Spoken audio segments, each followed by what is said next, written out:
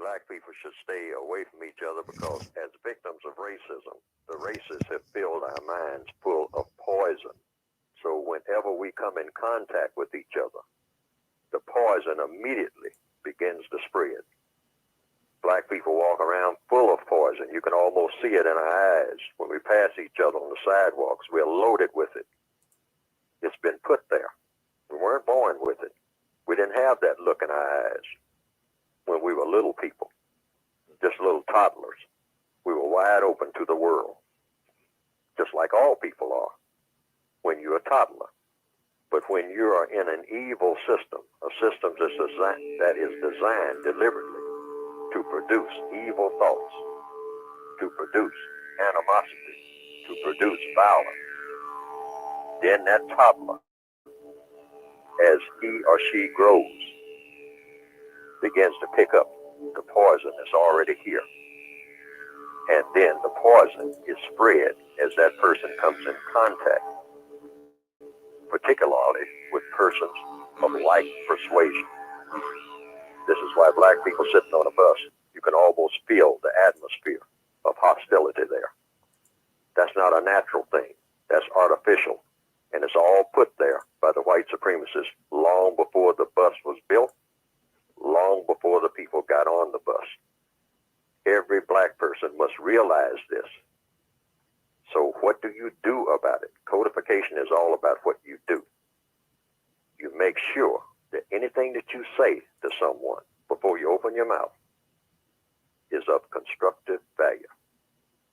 Anything that you do with someone, you sit down and plan it first and make sure that what you're planning is of constructive value. Otherwise, black people should go the other way when they see each other. They shouldn't even come in contact with each other. They should cross the street almost before they say anything to each other, because once they say anything, the poison starts, unless they already have something in mind to say that is of constructive value. Now, we just tried this. This is what you call the process of counter-racist codification. You're working against racism right there. But see, black people just cannot continue to do like they're doing, and that is wait until they make contact and then try to figure out what to say and what to do, and it comes out all messed up right from the jump. As we well know from experience, we should have learned that by now. So we should agree that we avoid each other like we are carrying SARS. That's what I was going to say, put in the terms of that we're carrying viruses. Yes. There is such a virus as, social viruses that we send, messages that we send with eye contact, with everything. This is why you'll find a black person who will gun down someone with a 9mm in a line in a grocery store about nothing but a look. We're so full of poison. We're loaded with it. So if we back off from each other, avoid each other, and say, now, I'm not going to say anything to this person that I see coming a block away unless it's something constructive. Otherwise, I'm going to avoid eye contact and every other kind of contact. Well, see, now, there is a governor on black people where that poison doesn't take place. And that is when that same black people, two black people coming down the street, they will start building up poison for each other a block away. But when they come in contact with white people, the poison is nullified because they know that white people can put a hurting on them. They know where power really is.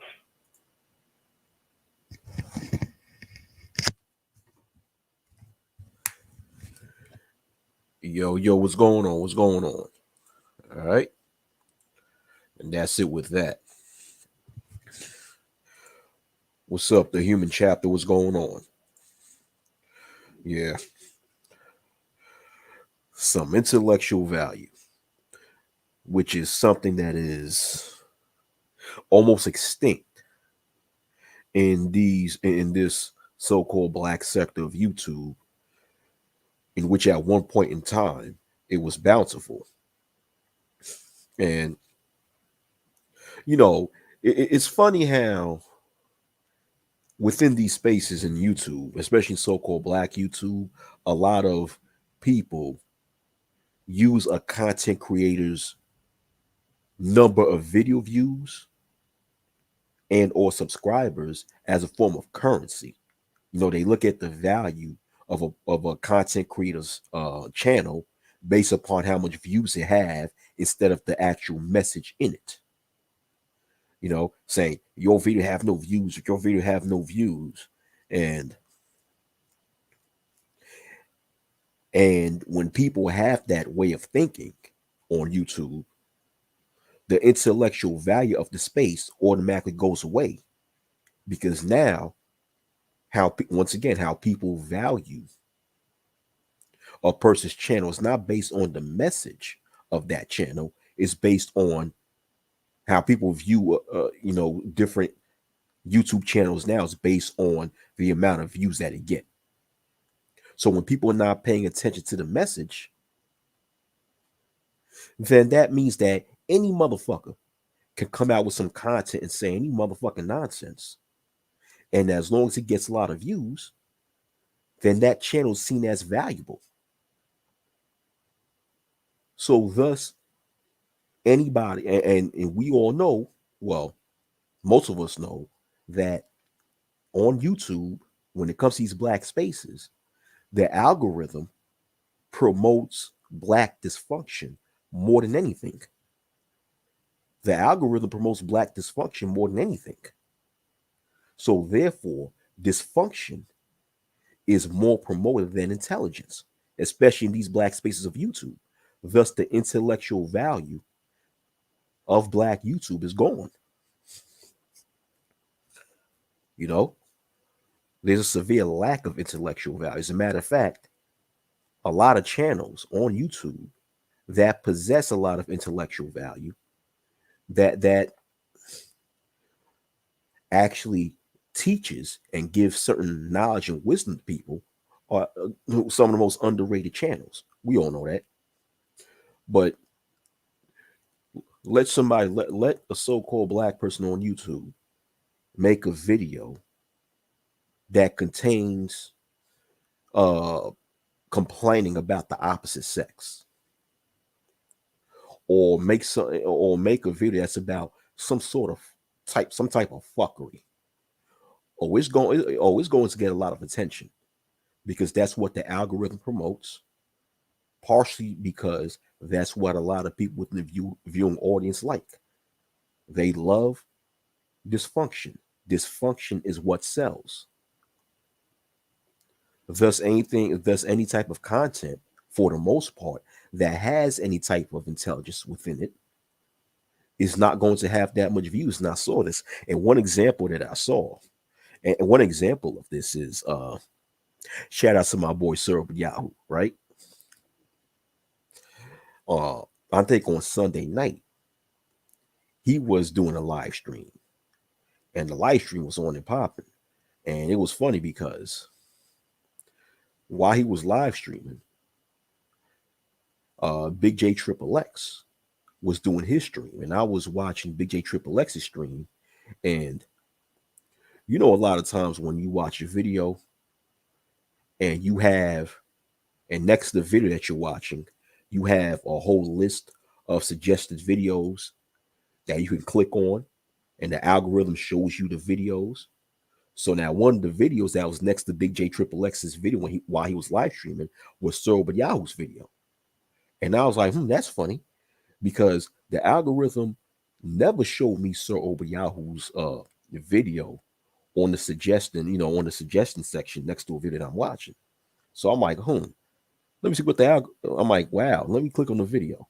And when I clicked on Sir Yahoo's video, he had about, over 50 live viewers watching. And all you heard in that, all I heard once I clicked on the video was a bunch of people arguing. Bitch, fuck, all I heard was fuck, bitch, fuck, bitch, fuck, nigga, fuck, bitch, fuck, nigga, suck dick. All this other bullshit. I'm like, okay, that's why the algorithm is pushing this. You know, when so-called black males or females or both are arguing, the views goes up. I mean, I've been knew this. I've been realized this, which is one reason why when you go in a lot of these live streams, especially within the black manosphere, the host of the live stream will allow disruptive people to come on the stream, to come on the panel and be very disruptive, interrupt people and argue people, because the hosts, a lot of these hosts, they understand that the disruptive individual that they allow on the panel will cause a lot of arguments that will push the algorithm to increase their viewership. I've been through this. Yeah, a lot. You got to realize a lot of the hosts of these panels are very slick with it. That's why in one of my prior videos I stated that if you're on a live panel, right, on a live stream, or you're just watching or if you're just a member of the audience watching a panel, anything that goes wrong with the panel, the first person you blame is the host of that panel, because the host of the panel is the only one in control of the entire panel outside of YouTube and Google and what have you, which means that the host of the panel can control who comes in, who comes out, you know, who can speak, who cannot speak. And if you see the host of the panel just allowing people to be disruptive, then that's that host's fault. And that host is purposely allowing this disruption because they know that that disruption is going to cause arguments. Arguments are going to cause drama, and drama sells. And the algorithm pushes that drama. And that's going to get more people to watch. So the hosts of a lot of these panels know what they're doing. But the thing is that,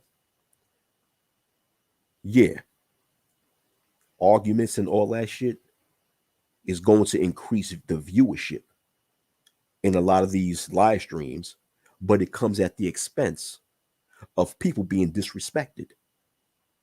So that's what I'm saying. A lot of these content creators that host these panels are willing to put any one of you guys in a position to be disrespected on their panel, as long as they believe that it's going to bring some sort of viewership within their channel, in which to me, that's some old bullshit. You know, that's a lack of online etiquette, because etiquette is based, or should be based, around everybody on the panel being respected. You know, I mean, I saw something like this on my own very panel, where when I hosted an open panel a couple of months ago, and it was me and two other people just having a nice, calm conversation on the panel, right? You guys know how a lot of my panels, how it goes a lot of times. You know, it's a cool conversation, right? And then another person ended up coming onto my panel. I invited this person into the panel, and this other person I invited started to have an argument with one of the people on my panel that was already on the panel. So once this argument happened and both of them were shouting and yelling back and forth, I saw the number of views that I was receiving. Before the argumentative person came onto the panel, I didn't get that many live views. But once he came on the panel and started arguing, man, the the number of views within that stream just spiked up. So now I turned around and kicked this individual off of the stream because I didn't like that shit. I'm the type of person, like I always say on my stream, you know, I'm about respect. I'm about everybody on my stream being respected. So once I see disrespect happens, I'm going to put my foot down. So that's what I did. Not kick this person off of the stream. And then I saw that my views end up decreasing. Why? Because the argument, because I de-escalated the argument. So once I de-escalated the argument, I de-escalated the drama. You know, the dumb niggas, I guess they got bored and they left. And I guess the algorithm just end up not pushing my video, which is cool. I would listen. I don't give a fuck about views. I give a fuck about pushing a good message that has substance, that has intellectual value, and that's constructive and productive. All at the same time, done under having etiquette. And that's one thing with a lot of people in these spaces too. They lack etiquette. I mean, God forbid if you disagree with something that somebody said. God forbid if you come on a panel and disagree with another person's opinion, even if you disagree respectfully, you're going to see another person's true colors come out a lot of times, as they'll turn around and you get the routine. They'll be disruptive, interrupt you while you're speaking, you know, not allow, talk over you to prevent the audience from hearing what you have to say. You know, that's, you see, that's the thing. When people interrupt other people on these panels, they do it as a diversionary tactic. Because usually when people interrupt another person, and I said this on a prior video, one of my prior videos, that they do that. Usually when they do that when a person has a counter, when a person is countering their opinion. So when a person has a counter argument and disagrees with their opinion, and this person's actually making points that is destroying their talking point, then they'll quickly interrupt that other person as a way to prevent the viewing audience from hearing what that other person have to say. That's it. What's going on, Juan G's? What's up, Juan G's? So it's a diversionary tactic. Why? Because a lot of these individuals, especially a lot of these content creators that pop up in these live streams, you know, a lot of times they pop up as a way to promote their brand and their channel. And they have to make themselves look good. And in their eyes, in order for themselves to look good, they have to always be right. They have to always be right, or at least look as if they're always right, because they have to look good enough to get people to, hey, what's going on, DS1? They have to make themselves look good to get people to subscribe to their channel.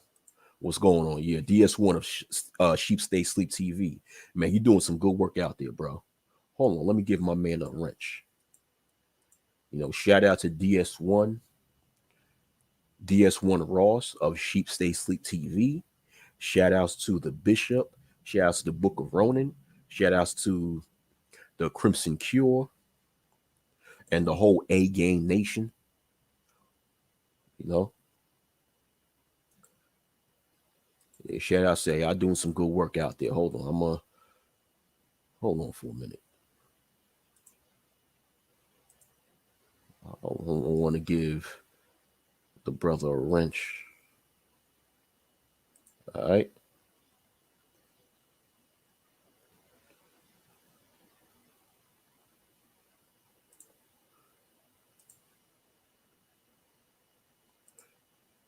All right, cool. All right, man. All right.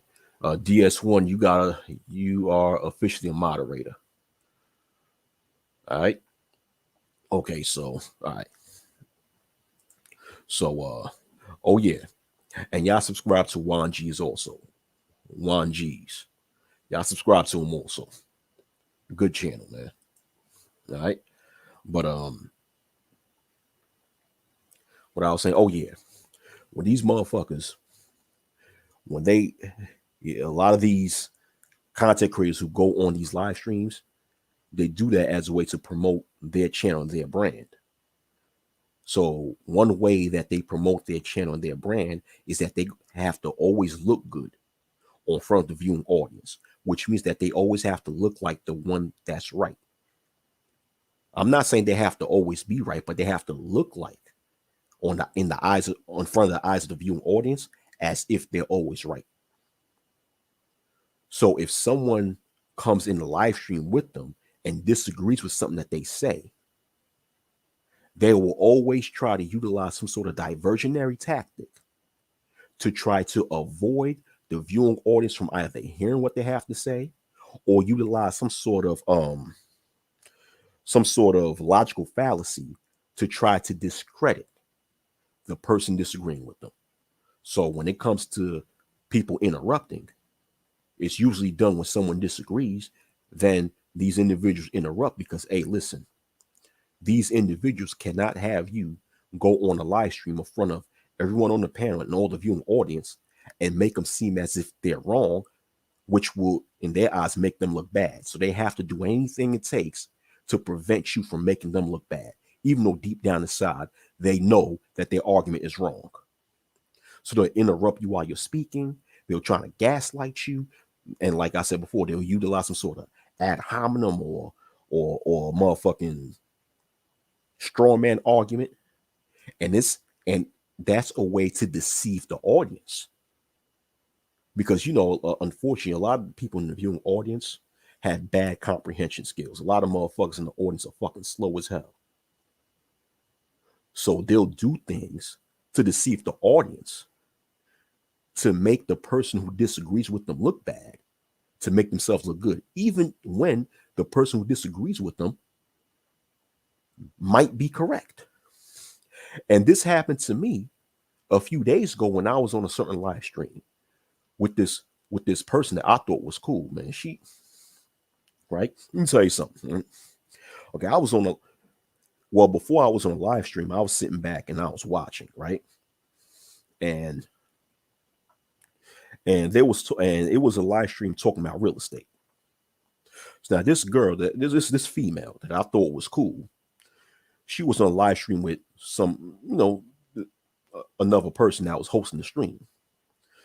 So they were speaking about real estate, and then they got into this conversation where she stated that when she was speaking about a certain neighborhood in the Queens section of New York, right? Like the Jamaica Queens section. And in the Jamaica section of Queens, New York, she was stating how there's a lot of people of East Indian descent who's moving into the neighborhood, and she considered these East Indians these people of East Indian descent moving into the neighborhood as a form of gentrification. So at first, I started commenting in the chat and stated that, hey, listen, I know that area all too well. I'm currently in New York right now, and I know that area all too well. And I told her on the chat, I was responding in the chat, and I told her, at that time I was not on the stream yet, I was still on the chat. So I told her, I said, listen, the people of East Indian descent, or the Guyanese individuals that she refers to them as, are not gentrifying that section of Queens, New York. They're moving into that section, but they're not gentrifying it. So she didn't agree. She didn't agree, and she basically was trying to make it seem as if I was incorrect. Whatever. She didn't agree, and me, I was tired of typing, right? So I decided to actually go on the panel and just verbally explain myself, or explain my part, right? And explain why the people of East Indian descent that's moving into that section of Queens are not gentrifying the neighborhood. Because what people don't understand about gentrification is that there's an economic factor when it comes to gentrification. And not only that, there's a difference between a group of people moving into a neighborhood and gentrifying the neighborhood. So, okay. So when I came on the panel, I told this female, I said, listen, these individuals, the one you're speaking about that's Guyanese or Indo-Guyanese or East Indian descent, they're not gentrifying the neighborhood, because technically speaking, according to the definition of gentrification, It's when a group of people of a higher economic class moves into a poorer area and increase the value of that poorer area. And but that's not what's happening when these East Indians moving in to that section of Queens, New York. These East Indians are not people of a high economic class moving into a poorer area. These East Indians are people of the same economic class as the rest of the people that live in that section of Queens, because that section of Queens is a predominantly black middle class area. So the East Indians moving into that area are middle class East Indians. So it's middle class people moving into a middle class area among people who, for the most part, are middle class. So it's people of the same class moving into an area of people of the same economic class. That's it. That's not gentrification. And when I was trying to tell her this, what she did, she kept interrupting me. And then, based on what I believe, she was being passive aggressive. She claimed that I wasn't being clear enough when I'm explaining my point, and then she was just being all quirky and all that bullshit. So then I recognized that. And even the host of the panel recognized that too, because his ass was laughing. So I said, okay. You're being a smart ass. So I just said, you know what? You're being a smart ass. I'm out of here. So I left. Then after I left, she started gaslighting me by then turning around and asking, and then this is after I left the panel. Once I left the panel, this female then turned around and asked what seems to be a rhetorical question, saying that, well, well, what is it of value that you're contributing to the conversation? Basically, she was trying to insinuate that what I was saying was not contributing anything to the conversation, when really it did, because what I was doing was correcting her. And whenever you correct a person, you are contributing something valuable to the conversation, because when you're correcting a person, you're clearing up whichever misunderstandings that a person have. You're actually giving proper context to a person who actually had the improper, who actually, okay, you're basically giving the proper perspective. Basically, like I said, you're correcting somebody. You're giving somebody the proper context to something that someone misunderstands. So whenever you do that, whenever you giving the proper perspective or the proper context to something that another person misunderstood, of course you're contributing something of value to the conversation.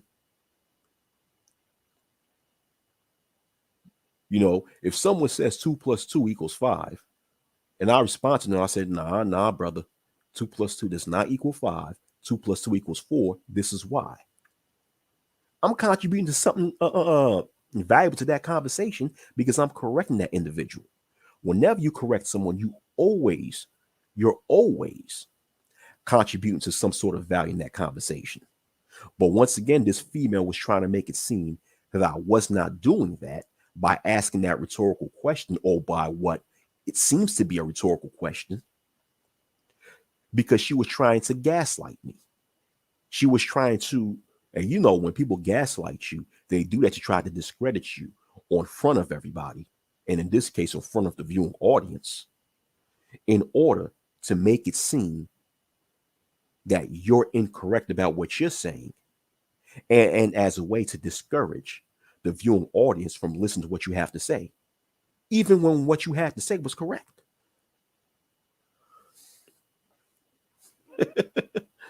you know, but this is an example of a lack of online etiquette. People will try to gaslight you and discredit you when you disagree with them, even if what you're saying is backed up by actual facts. And what I was stating about the East Indians not gentrifying that certain section of Queens, New York, because because the East Indians that's moving into that section is within the same economic class as the rest of the community or rest of that neighborhood, there's facts to support that.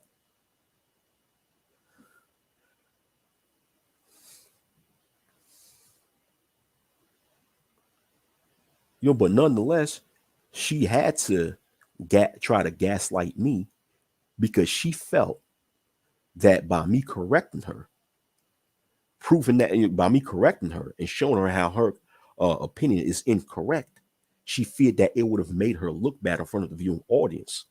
So in her mind, instead of her allowing me to make her look bad in her mind, she had to make me look bad. So she had to gaslight me.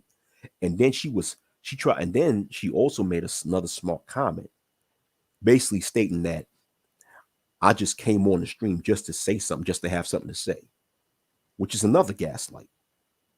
All I was doing was correcting that person, but you can't even do that in this sector of YouTube. You can't even do something as simple as correcting someone without coming to problems. What's going on, Sheila? What's going on? What's up? What's up, Sheila? What's up? So when it came to this person, I just said, you know what? I'm gonna cut my ties with this individual. I unsubscribed to her channels and I blocked her. Fuck it. I ain't fucking with her. When you see people do that type of snake shit, you have to cut your ties with them because they're showing you their true colors. And you see, one thing I don't do, I don't ignore red flags. And that showed up as a red flag to me when it comes to her character.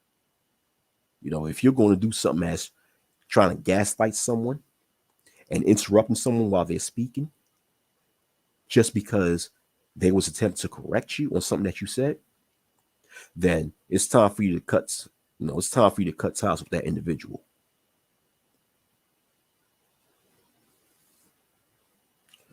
I'm not fucking with that. I don't fuck with people like that. Or in other words, I don't fuck with these types of people. But that's what it is on here.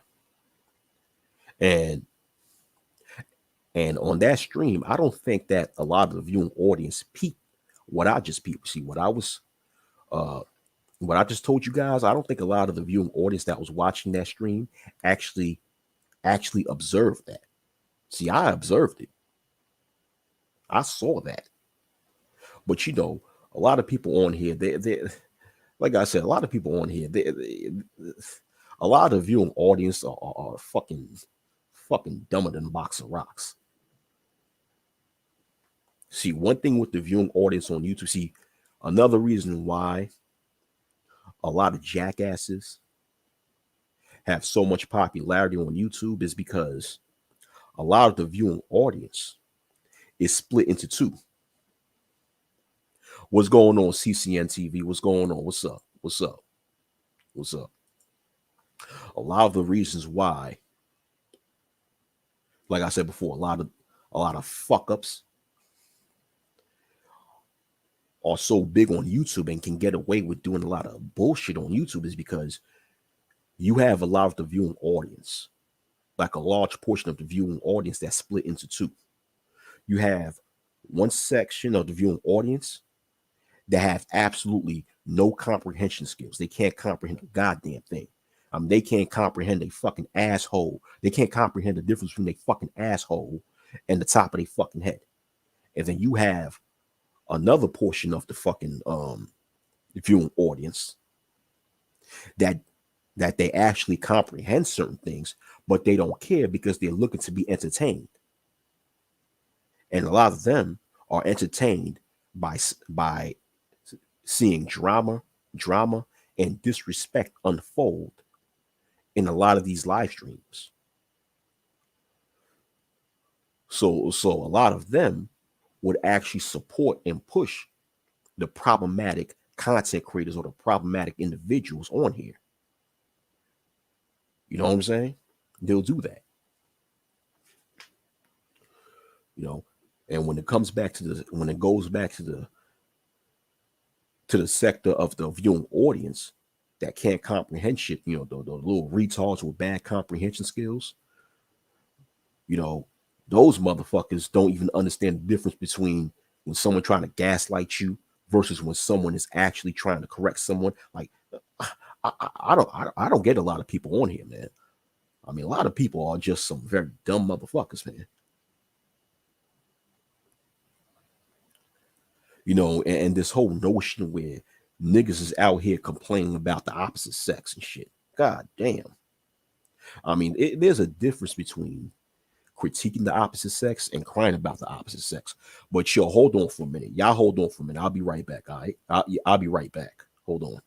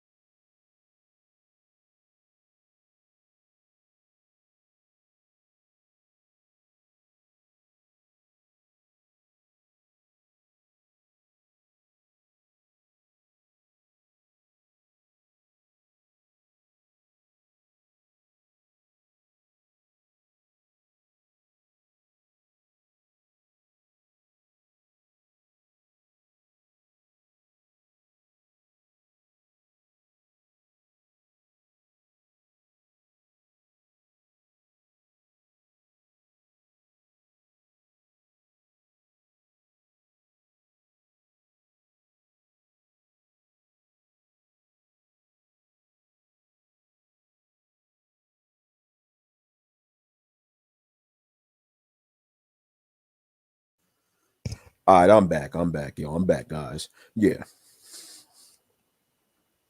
You know, you also got this never-ending thing when you have people in so-called black YouTube complain about the opposite sex, and it's on both sides.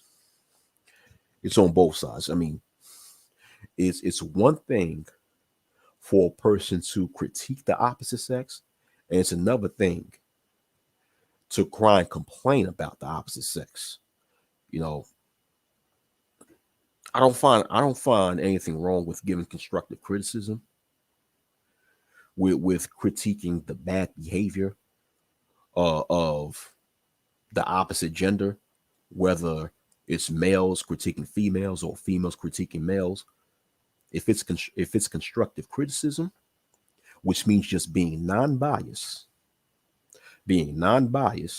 and just objectively pointing out certain things that you observe when it comes to the behavior of the opposite sex. Okay, I'm okay. I mean, we can have an intelligent conversation when it comes to that. But then you have people on here going the extra mile, sitting there complaining about the dating preferences of the opposite sex. Oh, you have a lot of black males crying and shit, crying about how, so-called black females prefer to date Pookie and Ray Ray aside, instead of the quote unquote educated lane, or how you got these short niggas crying and complaining about how a black female won't date someone that's under 6 feet tall. I mean, if that's her preference, so I mean, that's a losing battle for someone to cry and complain about the dating preferences of the opposite sex. Why? Because you have no control over the next person's preference. And a lot of so-called black females do the same thing. A lot of so-called black females cry and complain about this whole colorism shit.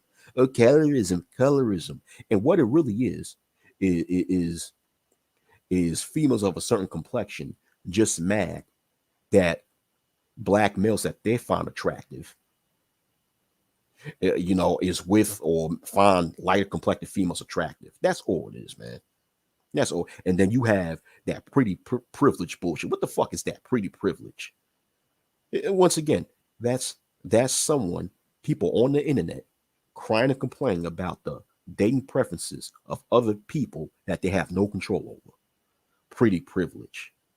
Oh, if a female's pretty, she's more privileged and all this bullshit and trying to blame society for making this pretty privilege. All it is just a bunch of ugly ass bitches mad because the type of guys that they want to fuck with don't find their asses attractive. Just as much as the so-called incel niggas mad that the females that they want to fuck with don't want to fuck with them. That's all it is, man. That's all it is. It's not even a fucking. It's not even a fucking intelligent discourse between the two sexes. It's someone crying over some shit that I can't get type of shit. That's all it is. Motherfuckers ain't genuine about that shit. Oh, you said wacky, okay. What you mean by that? You know what I'm saying? You got niggas out here crying and complaining about the fact that a certain segment of black females don't find them attractive because they're short. Like nigga, dude. Dude. That your complaint about that isn't going anywhere. Okay, because if you don't fit a certain description that a female that the opposite sex finds attractive, then move on and find somebody else who finds you attractive. The fuck? Same thing on the flip side when it comes to these females crying about colorism and featureism and all this isms. The fuck out of here with that bullshit.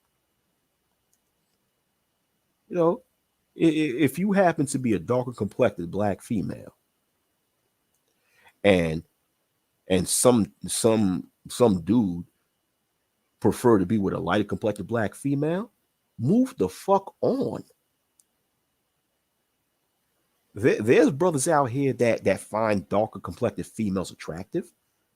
Focus on them. Move the fuck on. And then this whole pretty privilege shit. Oh, please.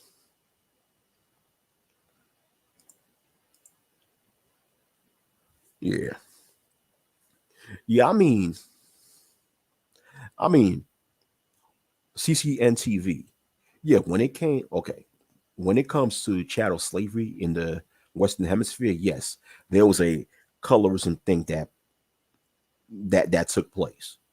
Even when it came during the early 20th century, where you had like what you call the paper bag club, where I guess there were certain clubs that so-called black people had, where if your skin was darker than the paper bag, you was not invited. So in that aspect, yes, colorism exists. And of course, you know, for a long time, the media, they push, and even now they push, you know, this European standard of beauty in which the lighter your skin is, the more pretty at the media, the more pretty, the more attractive you're considered to be in the eyes of mainstream America. So yeah, in that aspect, yeah, there is a colorism thing.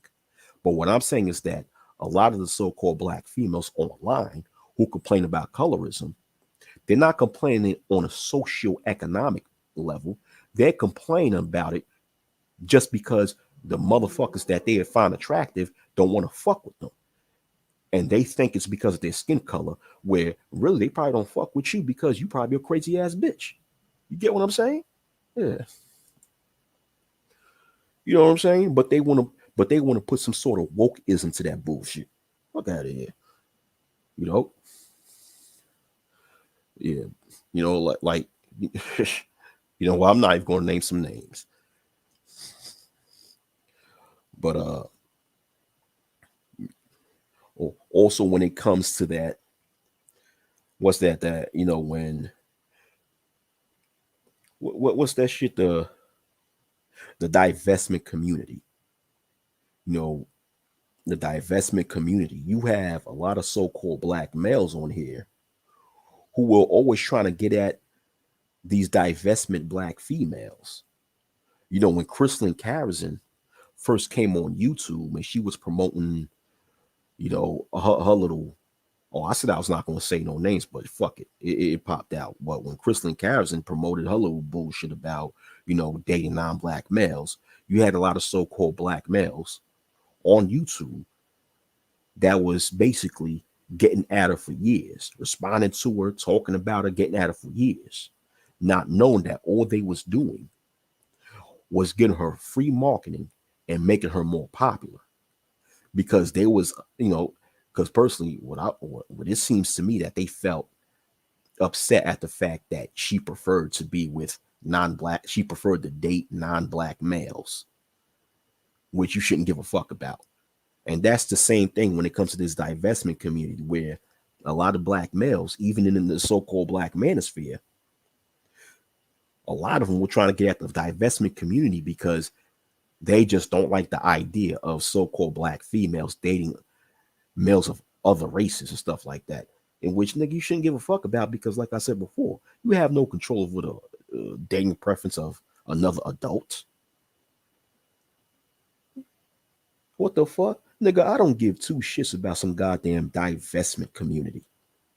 The only thing, the only criticism that I ever had about the divestment community, it was one criticism and one criticism only, right? And I still hold this criticism to this day, is that when it comes to the word divestment, if you look up the definition, if you haven't done so already, if you look up the definition of the word divestment, it means when one pulls away from what they have or from what they've already invested into.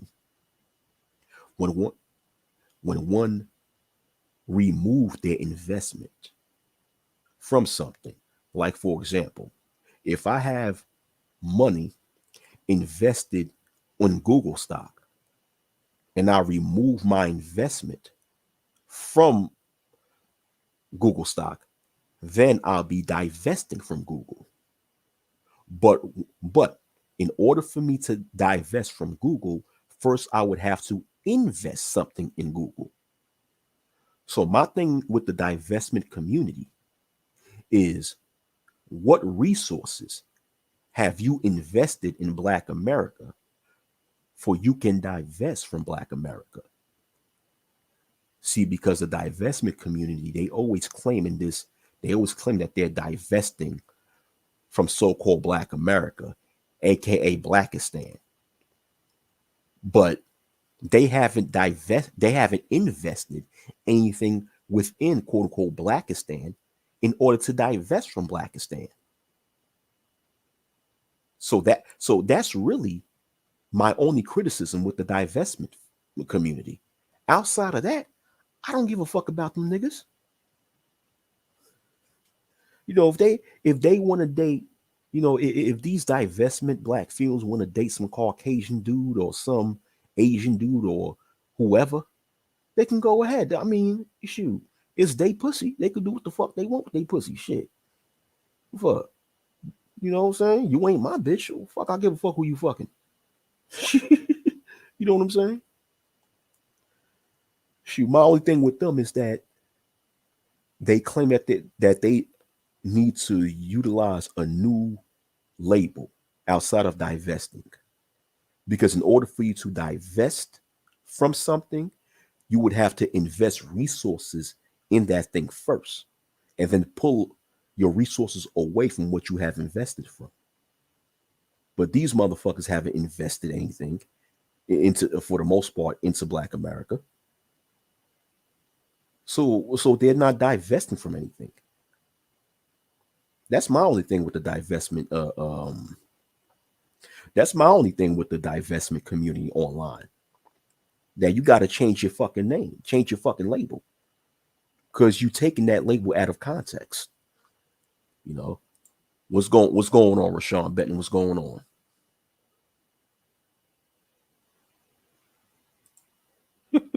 Sheila E said, when I was young, I was trying to use lemons to remove my freckles. That didn't work. Man, you probably watched that episode of the Brady Bunch when Jan Brady was trying to use lemons to remove her freckles, huh? You probably watched the episode of the Brady Bunch. Shit, you know, I didn't even know you had freckles, Sheila. Okay.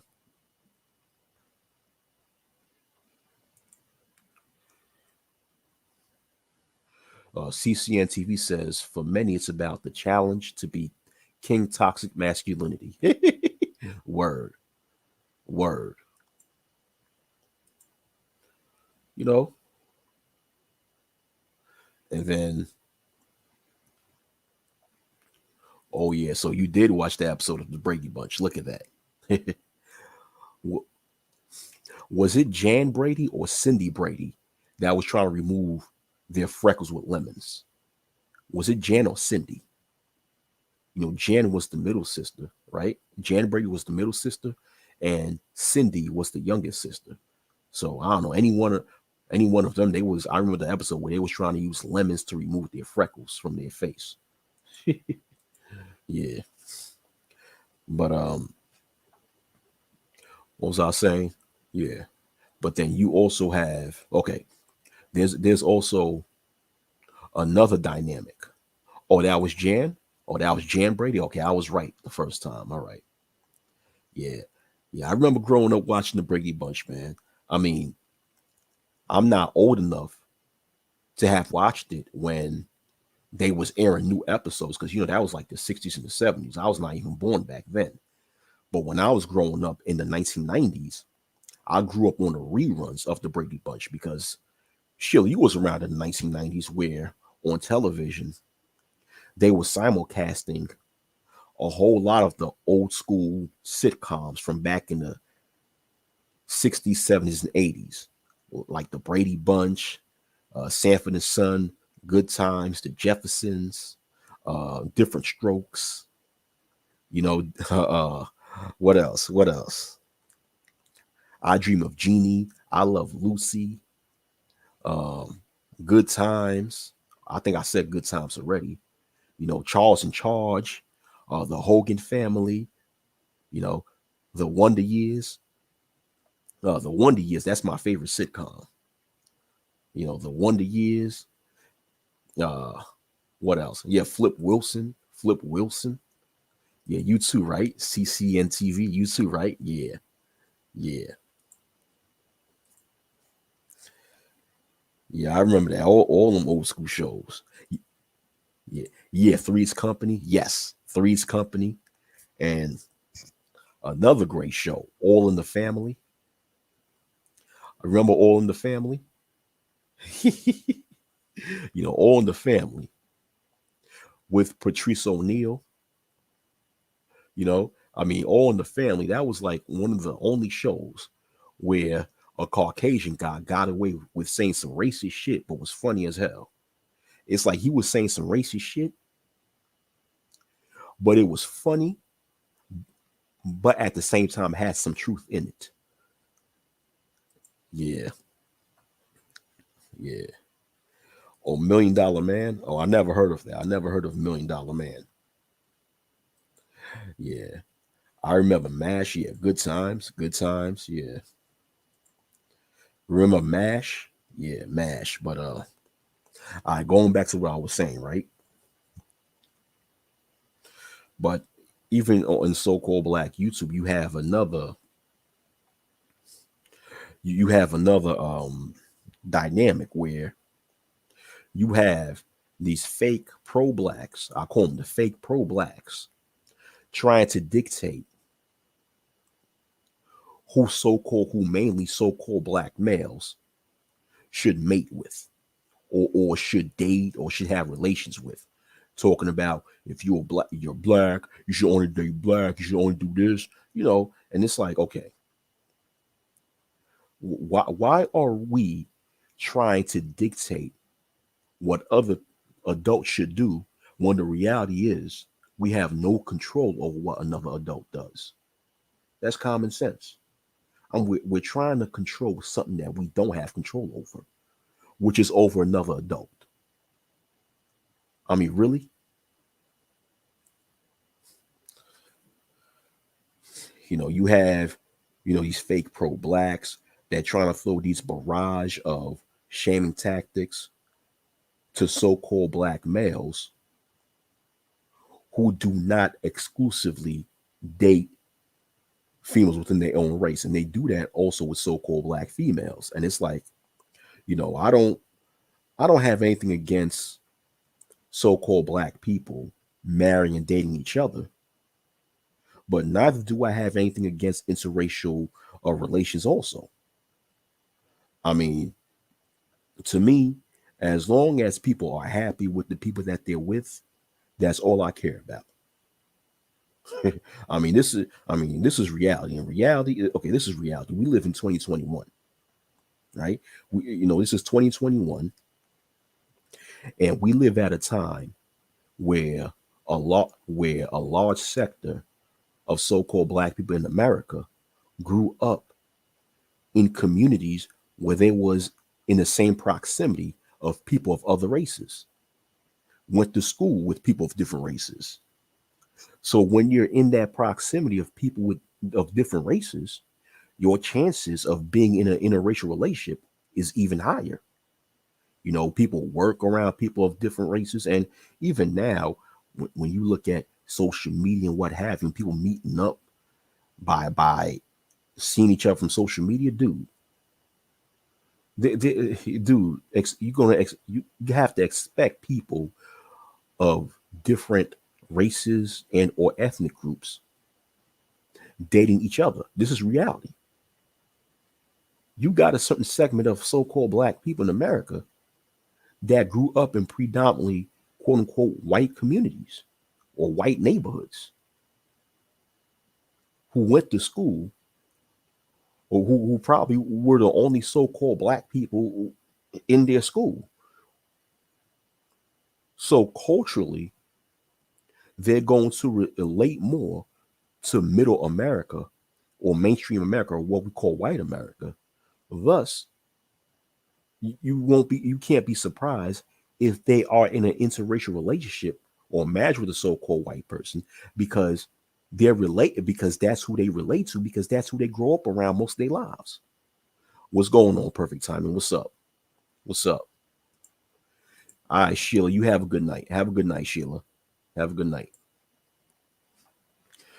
And not only that, the reality is, if you're a heterosexual person, common sense, if you're a heterosexual person and you see somebody of the opposite sex who happens to be another race, but they're attractive as fuck, you're gonna go holler. So I don't give a fuck how pro-black a motherfucker try to be or claim to be. Motherfucker, if you see somebody if you're a heterosexual individual and you see someone of the opposite sex that's attractive as hell, and that person finds you attractive, you gonna holler at that motherfucker. Fuck that shit. What's going on, big old one? What's going on?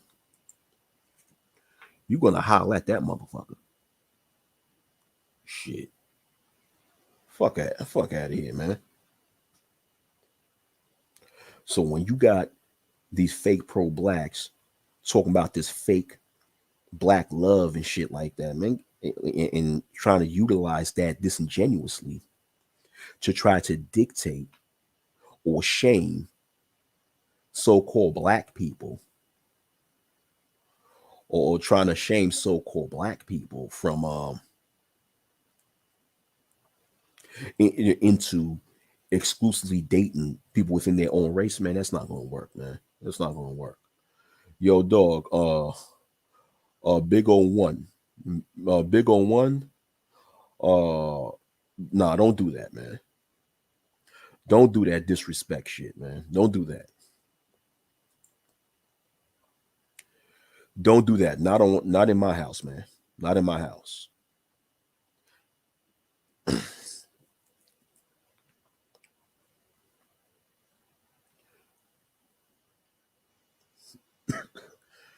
And a lot of people, when they speak about so-called black love, like I said before, they saying that shit disingenuously. Black love, black love, black love. Uh, you know.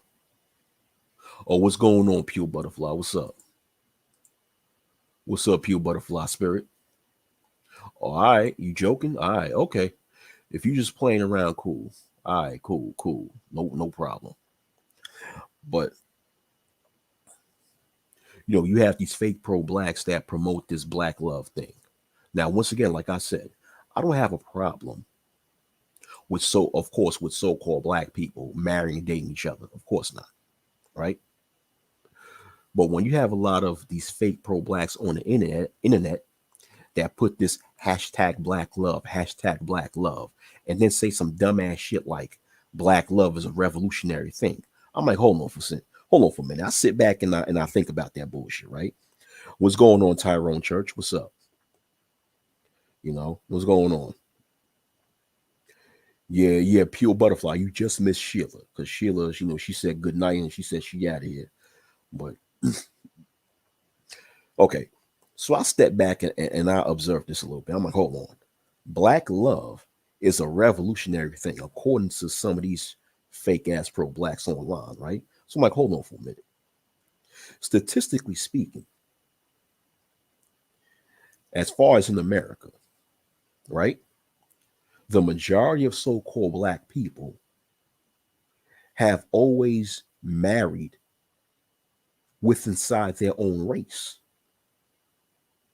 Like the majority of black people have always had relations with inside their own race. And they've always married for the most part within their own race, even now, right? But something that's revolutionary, by definition, is when something is done that has never been done before. So when someone says black love is a revolutionary thing, they trying to make it seem as if so-called black love is something that has never been done before. That doesn't make any sense because so-called black love has always existed. For the most part, I mean, you can go to the Caribbean, go to the continent of what is now called Africa, and what do you see for the most part? So-called black people marrying, having families, holding hands with each other. And that has always been that way. So how is it revolutionary when it always existed? Like when they trying to say that black love is a revolutionary thing, they trying to make it seem as if so-called black people is just like so-called black being with each other just somehow non-existent. What type of and I'm like, that shit is dumb. I'm not saying black love is dumb, but someone who says black love is a revolutionary thing, that's dumb because it's not revolutionary. It's something that continuously happens. But when these fake pro blacks online, when they use the hashtag black love, like I said, they utilize that to try to shame so-called black people into exclusively dating each other. Mainly, drop the link for you can watch. Now, I'm not dropping no link because after I'm done speaking, I'm about to end this and go to bed. Sorry, man. Sorry, man. Not this time. Maybe next time. You said, great topic. Drop the link so I can watch. Yeah. No, well, I don't know if you meant to say speak or watch, but all right. Going back to what I was saying, right? Yeah, they trying to shame these fake pro blacks mainly utilize this hashtag black love shit disingenuously to try to mainly shame so-called black males into exclusively dating black females. In my opinion, that's what I see. Trying to make it seem as if somehow, the whole world is trying to stop so-called black people from being with each other. When, once again, like I said before, statistically speaking, so-called black people, even in today's world, are more likely to marry within their own race than marry any other groups of people. So so-called black love have never stopped happening. But the thing is that, of course, there is dysfunction when it comes to the black male and female relations dynamic. There's, of course, a level of dysfunction that happens with it. Even though so-called black people, especially in America, are more likely to date and marry each other, but even within the relation dynamics between black males and females, there's dysfunction. And the reason why it's a lot of dysfunction is because there's a lot of trauma involved, historically speaking. There's a lot of trauma involved. Both genders have been, in a way, have been socially, and especially so-called black females, have been socially engineered to not trust the opposite sex and what have you. So what I'm saying is that, you have a lot of people, these fake pro-blacks on the internet, not the real pro-blacks, but the fake pro-blacks that want to preach this black love shit. But they get, but whenever you present to them the dysfunction, the internal dysfunction that so-called black people have that get in the way of black males and females from having healthy relationships, when you bring these things up, these same fake pro-blacks want to shame you and start calling you some sort of coons and self-hating and all this other bullshit. When you bring up the disrespect and the resentment that so-called black females have for black males, and how they've been, a lot of times, how they've been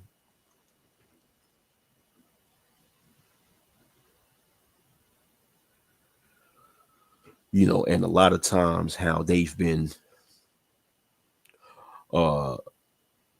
influenced by the second wave of feminism, or I'll say by the third and fourth wave of feminism, to view the opposite sex as their enemy. Now these same so-called black love supporters will call your types of coon niggas, house nigga, all this bullshit, and curse you out and shit like that. But I'm like, hold on for a minute. If you guys really did care about black love, if you really care about so-called black people loving each other, wouldn't you trying to find ways to solve the dysfunctions that goes on between so-called black males and females? Wouldn't you try to find a way to honestly look at the resentment that so-called black females have been socially engineered to have for black males, and look for a way to solve that problem for so black love could be healthy love? These for so-called black males and females could actually have a loving and healthy environment for so they can raise healthy children in a healthy environment, because part of having black love is having a healthy black environment, right? But when you bring up the environment, they don't want to talk about that. They want to shame you for bringing that up. So that goes to show these motherfuckers are not, these fake black love, these fake black love promoters, they're not really serious about promoting black love. They're not. They just want to dictate what other adults do with their genitalia. That's it, man. What's up, Bloodsport? One was going on saying that the saying black love is revolutionary is just another slogan, another saying, just talk. Exactly. Just talk, just blowing hot air. Pure Butterfly Spirit says, I don't adhere to race culture. I don't identify by race, and I will marry and be with whom I choose. Yeah, you got that right. You got the right to marry and be with whom you choose, like everybody else, you know?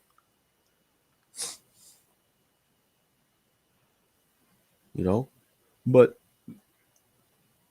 when you got these fake disingenuous motherfuckers on here promoting black love, and they don't really mean it, they don't add to the intellectual value of the space. They don't. They're just talking shit, blowing hot air. little to no intellectual value at all.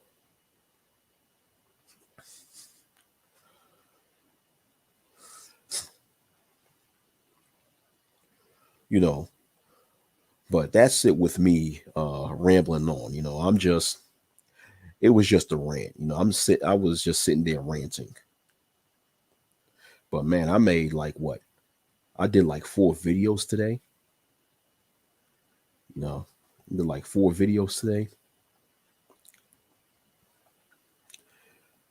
You know, the fact that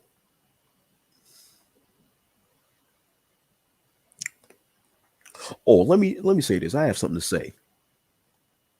When it comes to this Kyle Rittenhouse trial, that Kyle Rittenhouse trial, man, it's like this judge. I don't like that judge that's presiding over the Kyle Rittenhouse trial. I don't like that judge. That judge is a piece of shit. I mean, I was watching the news and the judge was stating how he refused to allow the prosecution to refer to the people that got shot by Rittenhouse as victims. He refused to do that because saying that entails that Kyle Rittenhouse actually did the crime without being found guilty. And I understand that a lot of court cases do that. A lot of judges in a lot of court cases uh, uh, avoid the prosecution from referring to the victims as victims. But I find that to be stupid. And I think the judge stated that, okay, the judge in that case stated that the prosecution should no longer refer to them as victims. They should refer to them as complainants, something like that. Some complainants, some crap like that. And I'm like, that shit is stupid. Why don't you just say alleged victims or alleged victims? That's the proper terminology. If you don't want to, if you're a judge presiding over a court case and a person's on trial for homicide/murder and they haven't been found guilty yet, and if you don't want to refer to them as victims, the prosecuting attorney should at least have the right to refer to the victims as alleged victims. That's the proper word, alleged victims, because when you say alleged victims, you're not saying that they actually are victims. But what you're saying is that, the allegation, there's an allegation, or basically what you're saying is they're hypothetically a victim. They're hypothetical or theoretical victims. But I don't know, that judge, I see why a lot of people don't like that judge. That judge, man, I don't know, man. That's the wrong judge to preside over this case, man. I know at the end of the day, it's up to the jury to decide. To decide, to decide whether Rittenhouse is guilty or not. But a judge has the power to allow and disallow certain things that might go into the defense's favor. Like Rittenhouse. Rittenhouse is part of the defense or the defendants of this case. So a judge might do certain things, and I'm a judge can have the power to allow and disallow certain things that would end up in the defense's favor. Just like what I just said, where the judge didn't allow the prosecution to refer to Rittenhouse's victims as actual victims, even though they were victims and they are victims. That doing that is actually going to fall in line with the defense's favor. I mean, at least the prosecution, if they don't have the right to refer to the victims as victims, even though they are victims, they should at least have the right to refer to the victims as alleged victims. Because once again, like I said before, I'm sorry to repeat myself, but repetition is the mother of knowledge. To repeat is to further have people to remember some shit. When you refer to when one is referred to as an alleged victim, technically speaking, you're not really calling them a victim. You're saying they're hypothetically a victim. So the prosecution should at least have the right to refer to the victims as alleged victims. But that's my opinion. And what the fuck, opinions are like assholes, right? Everybody have one, or everybody has one. But all right, man, it's getting late. I gotta go to bed. Yeah, exactly. No rioters and protesters. Yeah. All right, man. CCN TV. All right. Thank you for your support, man. So shout outs to y'all. Shout outs to CCN TV. Shout outs to Bloodsport 1. Shout outs to Big O1. Shout outs to Pure Butterfly Spirit. Shout outs to Tyrone Church. Shout outs to the Perfect Time Podcast. Shout outs to Sheila Either Quiet Storm. And shout outs to Rashawn Benton. Shout outs to DS1, also known as Sheep Stay Sleep TV. Shout out to Juan G. Shout out to the Human Chapter. So, what's going on, the Bunker TV? What's going on? Shout outs to you too. Shout outs to you too, Bunker TV, fellow New Yorker. What's going on? Shout outs to you too. All right, yo. Thank you for watching. Y'all have a great night. I'm done ranting. All right, peace.